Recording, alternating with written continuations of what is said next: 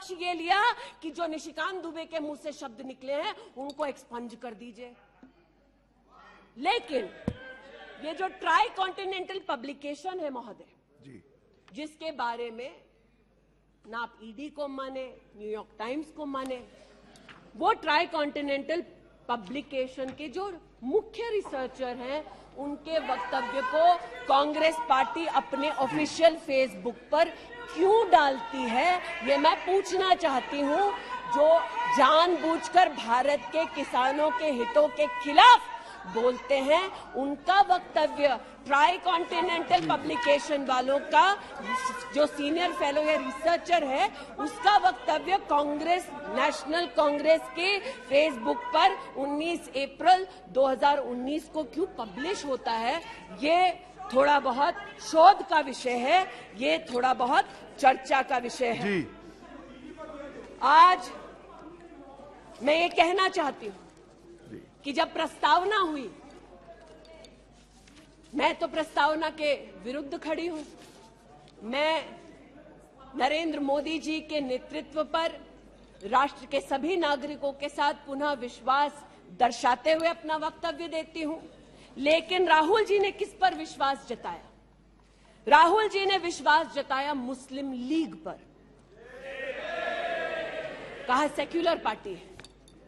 शायद राहुल जी ने ना पढ़ा हो कि 80 के दशक में मुरादाबाद में 83 लोगों को मारने वाली मुस्लिम लीग, राहुल जी को बताना पड़ेगा सेक्युलर कैसे हुई। राहुल जी को आज जवाब देना होगा कि वो राष्ट्रभक्ति की बात करते हैं, तो क्या जेएनयू में जाकर जब भारत तेरे टुकड़े होंगे का नारा दे रहे थे, वो राहुल गांधी की देशभक्ति थी? राहुल गांधी को आज जवाब देना होगा, है तो नहीं, उनको आज जवाब देना होगा। जिस अफजल गुरु ने इस संसद पर हमला किया, उस अफजल गुरु के संरक्षक समर्थक को कांग्रेस पार्टी ने अपने पार्टी का नेता बना दिया, जिसने कहा यह राहुल गांधी की देशभक्ति है। राहुल गांधी की देशभक्ति आज बताती हूं। इन्होंने, घबराइए मत, आप ही की नेता बोलकर गए हैं, घबरा क्यों रहे हैं? बैठिए, आराम से बोल रही हूँ। जरा संक्षेप कीजिए। मैं पुनः बोलना चाहती हूँ अध्यक्ष महोदय, बहुत सारे व्यवधान आए, अब राहुल जी की बात चली है तो कृपा थोड़ी सी कर दीजिए। दोबारा कहती हूँ, क्या बोले हैं और क्या बाहर बोले हैं। देश के बाहर गए तो कहा आइडियाज ऑफ इंडिया कॉन्क्लेव में that there is going to be a Mars upsurge. India has massive amount of polarization. ये राहुल गांधी के शब्द हैं।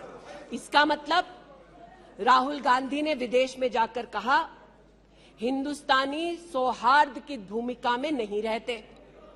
राहुल गांधी ने कहा कि हिंदुस्तानी भाईचारे में इतना विश्वास नहीं करते because there is a massive amount of polarisation.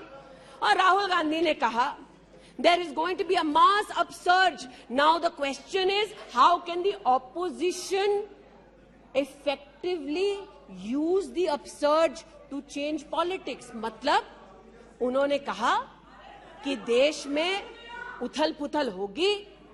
मैं स्पष्ट करना चाहता हूं, विपक्ष इस उथल पुथल को कैसे इस्तेमाल कर सकता है, ये मैं सोच रहा हूं।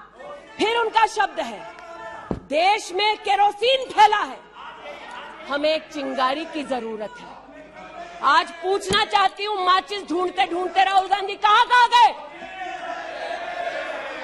अमेरिका गए? तंजीम अंसारी के साथ, जो पाकिस्तानी इमाम जावेद अहमद के साथ ताल्लुक रखते हैं, अमेरिका में अपने कार्यक्रमों को उनके साथ करवाया। राहुल गांधी मिन्हाज खान, जो हिंदुस्तान के खिलाफ आवाज बुलंद करते हैं, उनके साथ उन्होंने मीटिंग की। आज जो लोग इस देश में एस्पियोनाज के लिए पकड़े जाते हैं, उनका राहुल गांधी ने जाकर विदेश में समर्थन किया। वे तब से अडानी अडानी कर रहे हैं, तो अब थोड़ा मैं भी बोल दूं। फोटो मेरे पास भी है। इतना ही खराब है तो जीजा जी उसके साथ क्या कर रहे हैं?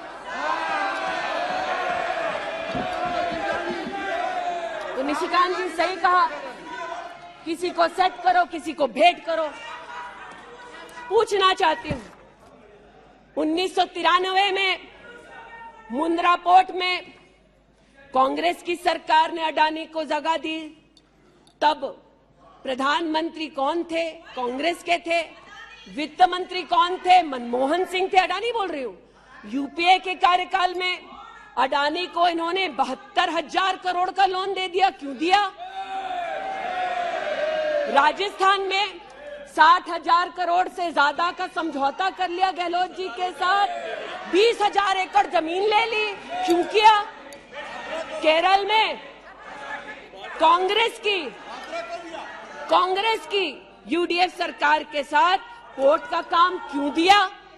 महाराष्ट्र में जब कांग्रेस के पास सत्ता थी तो फिर कांग्रेस ने अडानी को पोर्ट का काम क्यों दिया? बंगाल में हल्दिया पोर्ट का काम अडानी को क्यों दिया? छत्तीसगढ़ में कांग्रेस पार्टी ने अडानी को काम आदिवासियों ने मना किया, फिर भी क्यों दिया? अब इसमें बेटा कितना सेट होगा, दामाद को कितना भेंट होगा, हम क्या जाने। लेकिन आज अरे दामाद का मामला है, बैठ जा भाई। दामाद आपका नहीं है, जिनका है वो नहीं चिल्ला रहे, आप क्यों चिल्ला रहे? बैठ जाइए भाई। जिसका है दामाद वो नहीं चिल्ला रहे, आप क्यों चिल्ला रहे? बैठिए। अरे बैठ जाइए, बैठ जाइए, बैठ जाइए, बैठ जाइए, बैठ जाइए। कोयले घोटाले में पकड़े गए, 2G में भी पकड़े जाएंगे। बैठ जाइए प्लीज। आप बताइए, इस पूरी बला की जड़ महोदय, पूरी बला की जड़ परिवारवाद में है और परिवारवाद की राजनीति की जड़ कांग्रेस पार्टी में है। इनके अलायंस के लोग चारा खाते हैं या उनके घर मटन खाने चले जाते हैं। इनके अलायंस के लोग रेल की नौकरी के लिए गरीब की जमीन खाते हैं, जाके वो उन्हीं लोगों को गले लगाते हैं। और इनके सब के पीछे एक ही मजबूरी है, जो बड़ी विनम्रता से अजीत दा ने भी स्वीकारी कि मजबूरी हमारी कि तीसरी बार जनता कह रही है फिर एक बार मोदी की बारी। Okay, now please conclude. तो मैं लिसन प्लीज। ये आज यहाँ पर उल्लेख कर रहे थे किसान की